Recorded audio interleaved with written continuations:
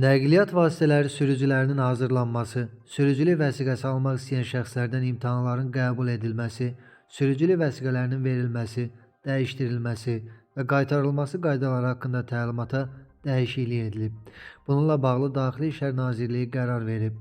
Qərara görə sürücülük vəsiqəsində, nəqliyyat vasitəsinin qeydiyyat şəhadətnaməsində və nəqliyyat vasitəsinin texniki baxışdan keçməsi barədə elektron talonda göstərilən məlumatlar elektron hökumət informasiya sistemi üzərindən təqdim edilə, əldə edilə bilər.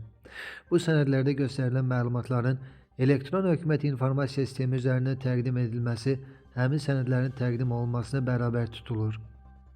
Qərar qəbul edildiyi gündən 3 gün müddətində hüquqi aktların dövlət reyestrinə daxil edilməsi üçün Ədliyyə Nazirliyinə göndərilib.